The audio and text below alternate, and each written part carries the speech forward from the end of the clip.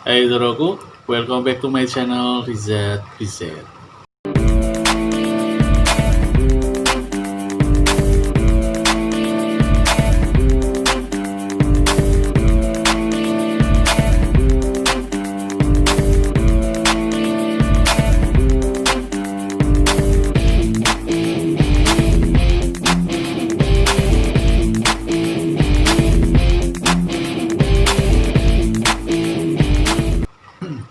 Jumpa lagi di kontenku. Kali ini aku nggak review, nggak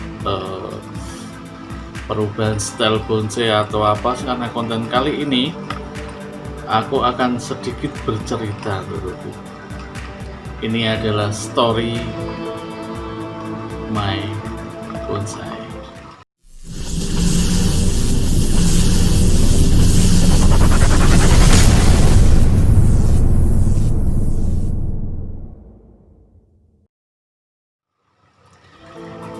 Aku bawa sebuah bonsai mame, saudaraku.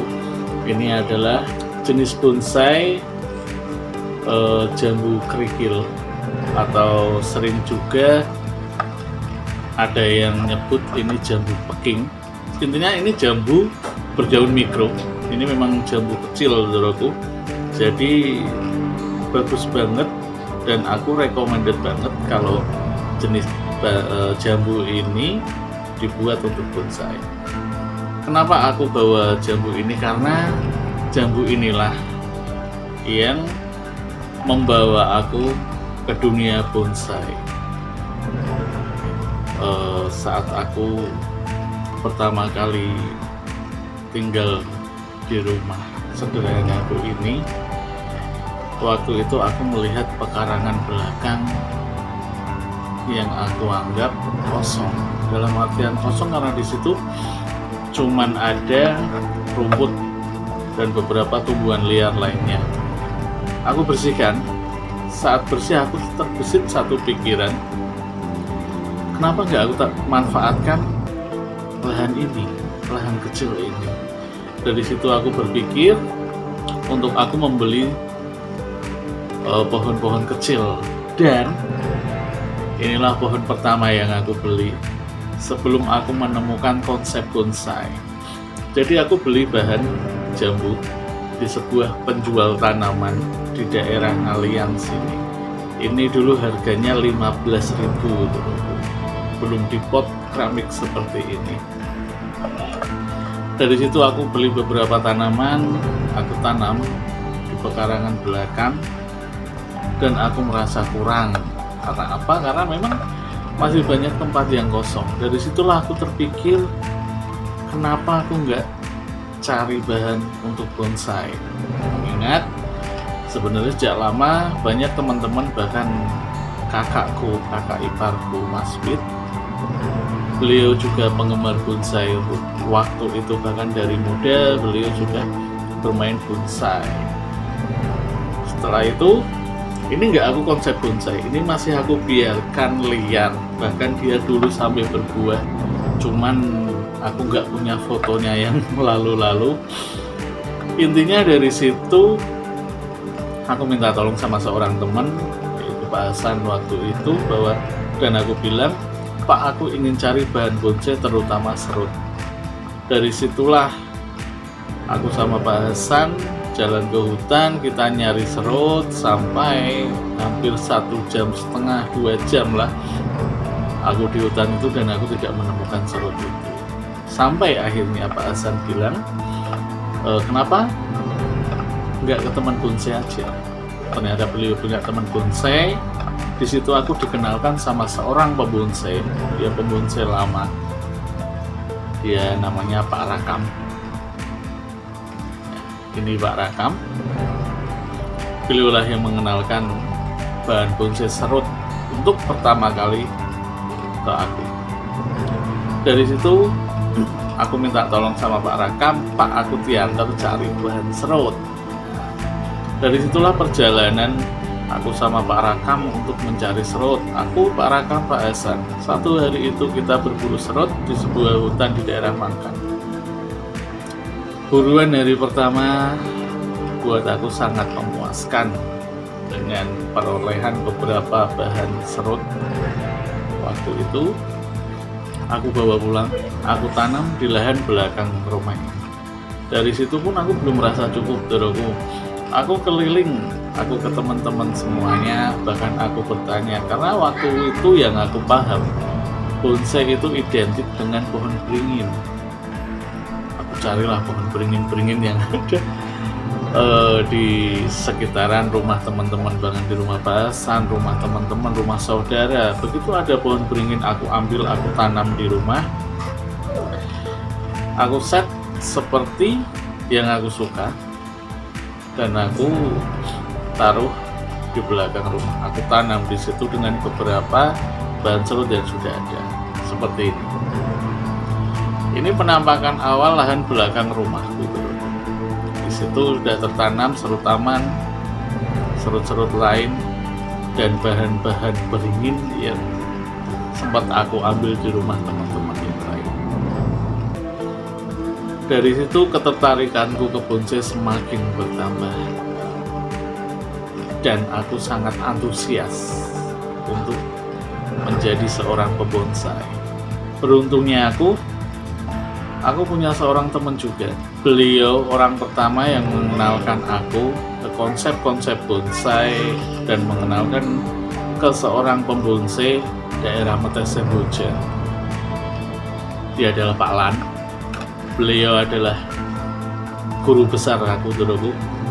Dia orang pertama yang mengenalkan aku konsep bonsai, bagaimana membuat bonsai, bagaimana menata style bonsai, dan banyak ilmu yang aku dapat dari beliau yang sangat berguna buat aku. Dari situ aku terpikat oleh satu bonsai waktu itu, bonsai ulmus. Doro-doroku pasti juga udah paham bonsai ulmus ini. Bonsainya aku ambil dua bonsai Pak Lan, bonsai ulmus waktu itu, dua-duanya ulmus. Dari situ aku bawa pulang, dan itu yang membuat aku semakin tertarik dengan dunia bonsai. Dari Facebook aku mengenal satu komunitas, yaitu komunitas belajar bonsai. Di situ yang dimentori oleh Om Isna ini. Di situ aku masuk dan aku banyak belajar. Aku juga banyak mendapatkan ilmu di dunia bonsai dari grup Facebook belajar bonsai. Dan dari situlah aku mengenal seorang teman yang sampai sekarang pun solid dengan aku dan teman-teman lainnya, yaitu Om Melvin Ferdi. Dari grup belajar bonsai aku mengenal Om Melvin Ferdi. Kami berdua jalan. Akhirnya aku dan Om Melvin Ferdi di situ, kami selalu berburu, dan buruan kami cuman waktu itu masih di dekat-dekat sini, karena waktu itu yang kami kenal hanya jenis serut. Mulailah kami selalu berburu, tiada hari tanpa buru, kan? Keakraban hubungan kami berlanjut pengenalan ke seseorang, yaitu Om Abdan Saleh. Dari Om Melvin, beliau mengenalkan ke aku Om Abdan Saleh. Kami bertiga jadi satu tim yang solid. Bukan hanya saat itu, bahkan sampai saat ini, bro. Saya, Om Melvin Ferdi, dan Om Abdan Saleh. Salam buat om-omku semua. Beranjak dari situ, kami selalu berburu bersama. Ada lagi satu Om Kusuma, itu dia juga orang bonsai juga, cuman memang nggak seaktif kami. Beliau lebih fokus pada bidangnya. Jadi kami cuma bertiga. Dari situlah tercetus satu ide, kenapa kita nggak buat komunitas kecil, komunitas pendongkel untuk pribadi kami. Dan terbentuklah satu tim Kebiri Babon. Namanya Kebiri Babon, Doroku. Memang terdengar lucu, tapi solidaritas di Kebiri Babon melebihi segalanya. Di rumah aku punya keluarga, dan Kebiri Babon adalah keluarga kedua yang aku punya. kami saling support, kami saling dukung. Aku Om Melvin, Om Abdan, sebelum mengenal om-om yang lainnya. Dari situlah tercetus untuk sampai ke kontenku. Kenapa aku menyebut untuk Doro-Doroku semua itu dengan sebutan Doro? Karena Doro itu sebutan di komunitas Kebiri Babon. Jadi saya, Om Melvin Ferdi, Om Abdan Saleh, itu adalah, dan Om Kusuma, kami adalah Doro-Doro inti di Kebiri Babon Tim Semarang. Lanjut, semakin berlanjut, kami pun butuh ilmu yang lebih, kami pun butuh pendapatan yang lebih. Tanpa disengaja pun ternyata bahan bonsai itu laku, Doro. Dari situlah menambah antusias kami untuk terus berburu, bahkan untuk menjual bahan bonsai. Selanjutnya, jadi seperti inilah. Di halaman belakang rumahku sudah banyak bonsainya. Dan beberapa bonsai pilihan juga. Untuk saat itu ini bonsai-bonsai yang bagus. Lanjut dengan tetap berburu. Buruan terbesarku saat itu adalah ini. Ini gulugung. Satu buruan terbesar yang waktu itu aku dongkel dengan Pak Lan, guru besarku, sama Om Hiri, itu anaknya Pak Lan. Buruan paling besar sampai di rumah aku tanam bersama Doro Melvin Ferdi waktu itu. Lanjut ke konsep lainnya, semakin kesini aku semakin bertambah koleksi, semakin aku bertambah teman, saudara, dan yang lainnya. Dan psikologimu mulai subur, dan aku berpikir kayaknya dia butuh teman, Doroku. Makanya kami berempat, aku, Om Melvin, Om Abdan Saleh, dan Om Kusuma, kami Doro-Doro inti di Kebiri Babon ini mencarikan pasangan untuk psikologi, yaitu Trenggulun. Aku sandingkan di samping buku. Jadi seperti inilah. Ini penampakan awal depan rumah. Selanjutnya semakin hari semakin ketertarikanku bertambah di dunia bonsai ini. Banyak perubahan, banyak konsep lain, banyak pengetahuan, dan banyak yang ingin aku capai dalam dunia bonsai ini. Singkat cerita, inilah beberapa koleksi yang ada. Untuk saat itu sudah berubah dan konsepnya pun sudah lain. Tetap dengan teman berburu, aku masih bersama Pak Rakam dan teman-teman lainnya, Doro-Doro di Kebiri Babon. Tetap solidaritas kami tidak pudar sedikit pun. Dari situ kami mulai merancang dan kami mulai membuat ataupun kami menyiapkan bahan yang lebih dan lebih bagus lagi. Karena acuan kami bukan lagi sekedar hobi, kami juga ingin menunjukkan kualitas di dunia bonsai kami. Untuk saat itu adalah harapan kami bisa tampil di sebuah pameran dengan bahan bonsai yang kami punya. Singkat cerita, aku mengenal Om Edi Tres Art Sukorejo. Beliau juga banyak banget memberikan bimbingan, memberikan pelajaran, memberikan support, dan bahkan memberikan apapun yang kami butuhkan, terutama kepada aku. Awal-awal waktu itu aku ragu loh untuk menampilkan sebuah serut dalam sebuah kontes. Tapi karena support dan dorongan dari Om Edi Tres, juga dari Doro-Doro Kebiri Babon semua, akhirnya aku beranikan waktu itu aku nitip satu pohon ini dan aku bawa waktu itu ke bareng sama Doro Mukibin. Beliau juga Doro inti di Kebiri Babon. Aku diantar sama Doro Mukibin sampai ke pameran Tunggak Serut. Waktu itu satu serutku tampil di sana. Doro Melvin waktu itu membawa satu bonsai Loarsum. Dia di kelas lanjut, aku di kelas basic dulu.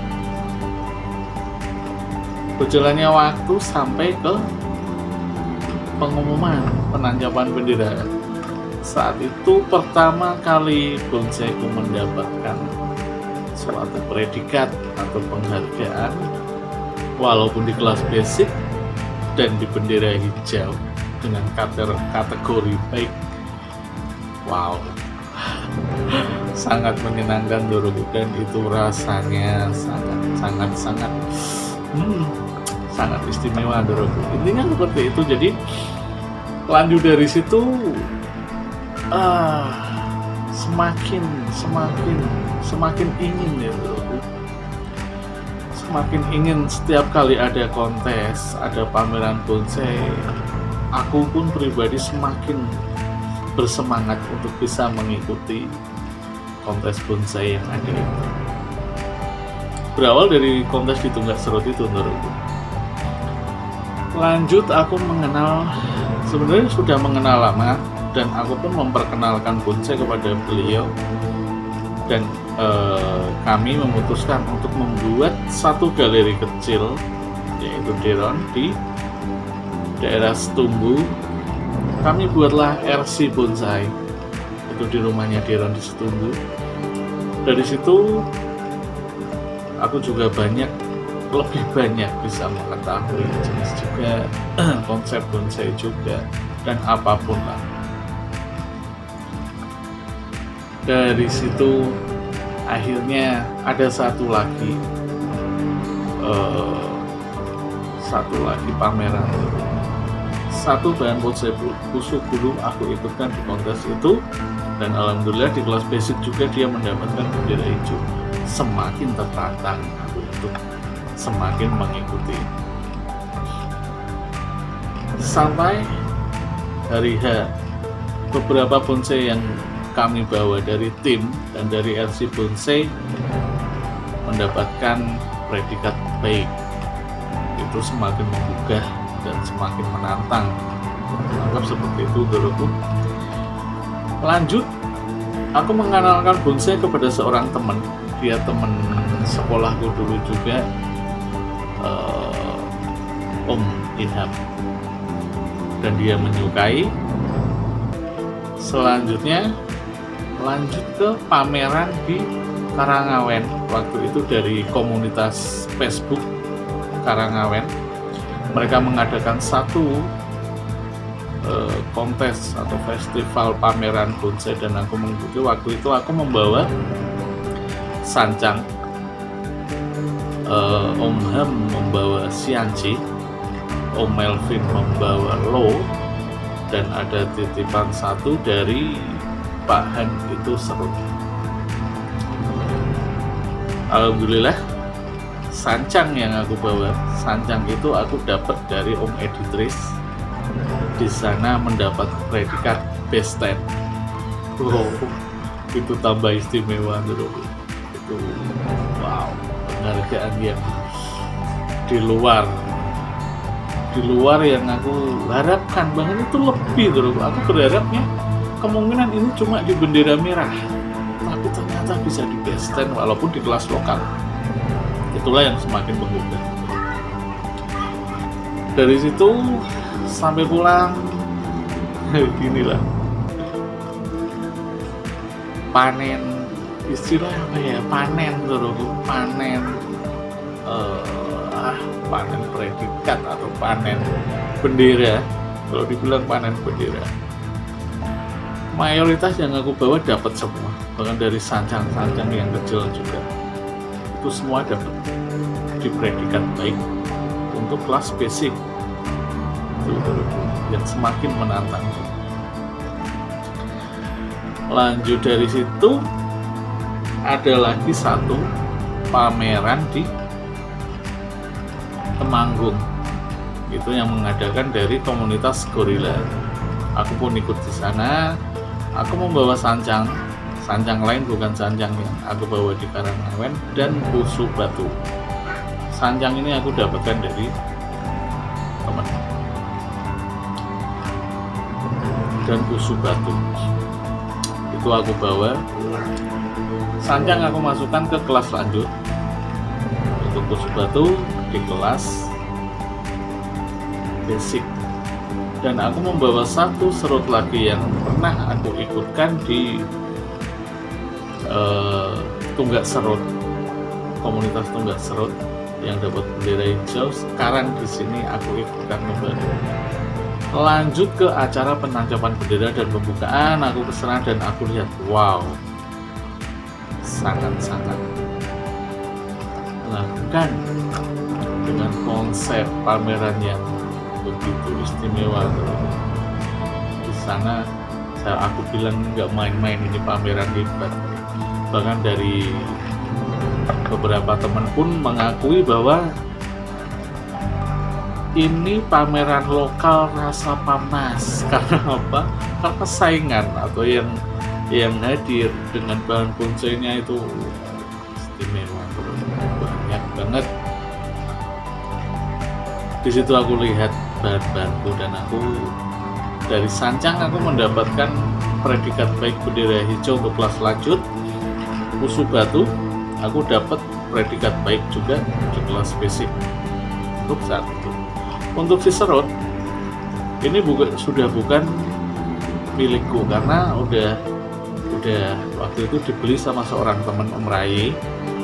Dan dari bendera hijau saat di Tunggak Serut sekarang saat aku ikutkan di pameran di Temanggung, dia mendapatkan bendera merah di kelas basic. Itu juga prestasi itu. Jadi progresnya terlihat dari situlah. Beralihlah aku lihat si jambu ini yang tadinya dengan konsep biasa, aku rubah dia jadi konsep bonsai. Aku potong dia di sini, aku potong, dan ini ada 3 cabang. Ini cabang baru semua, lalu aku bentuk jadi seperti ini. Nih, aku bentuk jadilah dia seperti ini. Sekarang dia terkonsep menjadi bonsai untuk kelas mame karena tingginya nggak ada 15 cm. Dari bibir pot dia nggak ada 15 cm. Semakin aku terbuka, semakin aku merubah konsep-konsep bonsai dan koleksi yang ada di rumah, jadilah seperti ini. Banyak pengalaman, banyak teman, banyak saudara, dan banyak kebaikan-kebaikan lainnya yang aku peroleh dari bonsai. Itu Doroku. Singkat cerita, ya seperti inilah aku tetap di dunia bonsai dan tetap dengan Doro di Kepiri Babon. Solidaritas kami, kekeluargaan kami, persaudaraan kami tidak akan pudar sedikit pun apapun yang terjadi. Justru kami semakin solid. Jadi kembali lagi pesan ke Doro-doroku semua, sukai dulu bonsai, baru rancang progres lain. Apapun yang terjadi di dunia bonsai yang berpengaruh kepada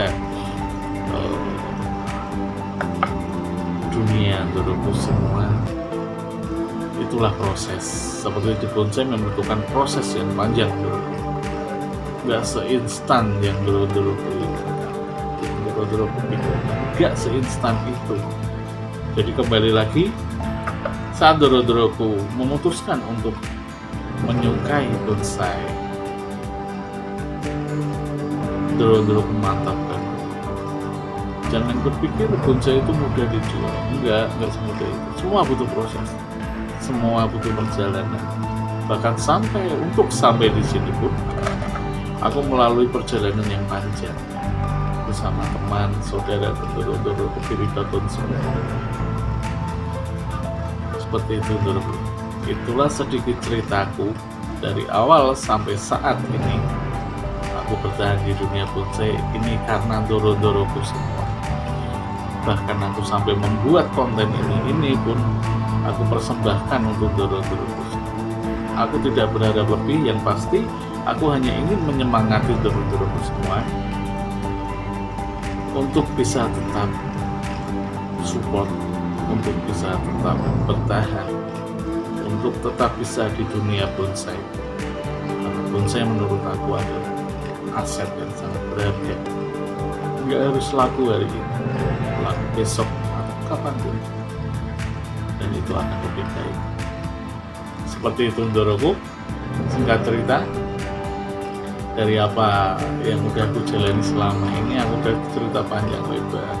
Buat Ndoroku, tetap semangat, tetap optimis di dalam segala hal, dan tetap di Rizat Ndoroku, karena di Rizat tempat belajar dan berkreasi tanpa nanti. Terima kasih Ndoroku.